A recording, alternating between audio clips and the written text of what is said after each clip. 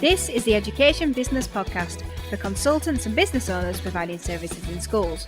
I'm Claire Riley, and I'll be sharing how to start, grow and scale your education business.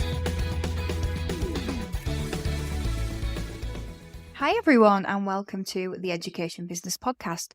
This is episode 99, so I am one off 100. So next week's episode is episode 100, obviously, if you can add up as well as I can. And it will be the week that I launch the new version of Education Business Club. So the episode comes out on the Monday and I'm launching on the Wednesday. And I have been on such a journey with that. If you've been with me for a number of years, you'll know that I launched a club before. And really that was just about figuring out how to serve education business owners at a number of different levels. And this is where I've landed on the new Education Business Club. It has been a real journey, but it's been really exciting, and I feel like I finally got to a place where I've been able to step back and listen to myself instead of listening to everybody else all of the time. So that has been really, really helpful, not only for what I'm going to be able to offer you, but also for myself. I feel like I've developed the skill more of being able to listen to myself, which I know will help you in the club as well, because I'm going to be releasing content in there every single month. So you've got courses at the different levels, but you've also got the content libraries, which means that every month, each content library will have new content in there that you will be able to listen to on demand when it suits you, so that you can find the answers to the questions that you have. And if you've got questions that are not answered yet in the club, then just send me a message on Instagram. And I'll do what I can to make sure that that gets covered in the club as well, because the whole point is building this really big library of questions and answers so that when you really need it most, it's there available for you. Because I don't know how many times I've wondered, could I ask my mentor this question? But I'm not really in that kind of relationship with them where I have direct access. Maybe it's a group program or something like that. But if they had a platform where they could have answered my question for everybody, then I know, thinking about these particular mentors I'm thinking about, they would absolutely have done that, because it would have created value for so many people, which is what we're all in the business of doing. But it got me thinking about listening to myself and listening to others, and one of the hardest things can be to discern who we're listening to and whether or not it's what we need right in this moment. And that seems to be a recurring theme, particularly in my business life, where maybe I'm not listening to the right people, or I'm letting people have too much say, and I'm not listening to myself in those times. I'm just listening to the person.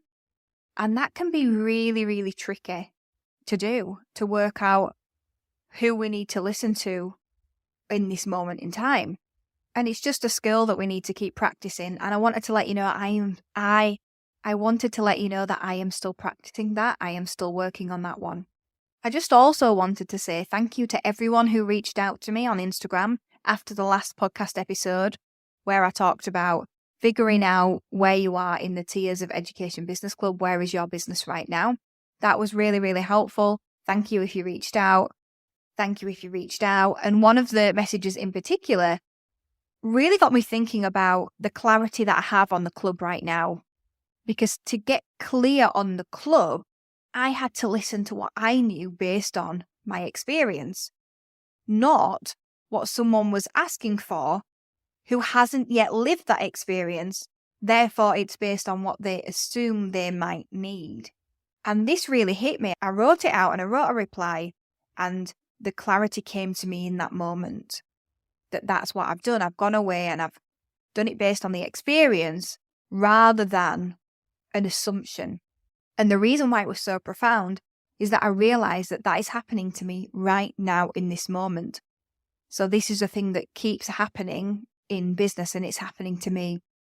So the story is this. We are looking at potentially working on a new project at Classroom Secrets. And we're definitely at the stage where we understand the value of bringing the right people in with the right knowledge and experience to make sure that it moves quickly, smoothly, and while obviously that costs, to make sure it's cost effective as well.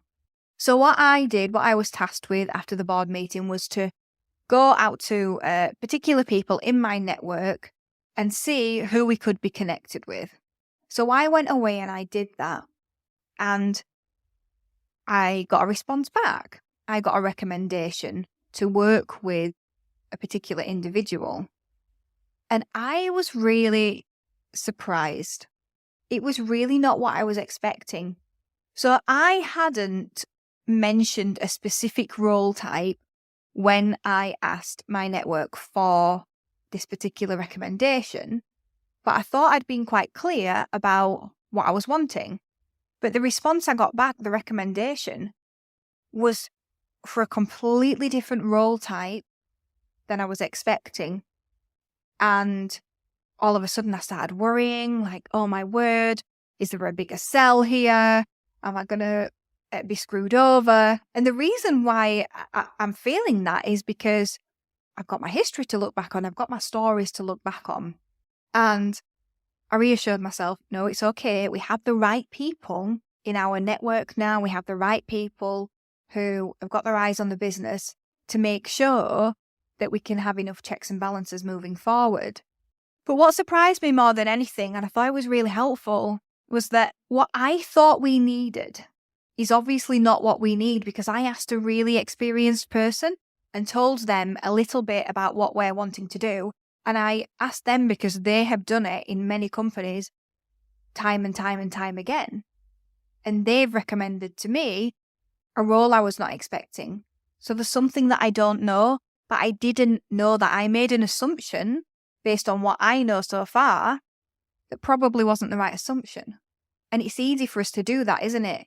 It's easy for us to make an assumption about what we need, but maybe we don't actually know because we've not lived it before.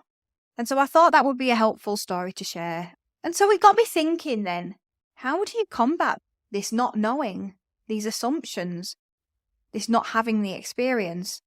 And for a moment, I wasn't sure that I'd be able to think of an answer, but it came to me. It's in the stories. So the stories from my own experience. We'll move cautiously into talks with this particular individual based on stories of our own past and our own experiences, but also stories from people who are working with us now, because we've built quite a network around us of people, stories of people that I trust who are experienced, obviously, not my mum. Stories from people who have had this kind of experience. Stories of people from the clubs and networks that I'm part of. When we're in London, we actually share what's going on in our business. And we do that in return for hive mind answers. And that's really helpful because while the companies are very, very different, sometimes the problems are really, really similar. And I could have experienced something that somebody else hasn't, and vice versa. And while I'm in those groups, I'm actually learning a lot about business through stories that I have no idea about. So particularly different types of business that are very different to education. But I know in the future, those stories will support me in making the right decisions going forward based on their experiences, or I might be able to help somebody else. But it's strengthening my knowledge every day by listening to other people's stories and what they've learned from them, but also what I take from the story that they're telling as well, from my lens, based on how I'm viewing it. So I think stories are powerful. Our own stories and other people's stories can help us navigate where we're going next in our businesses.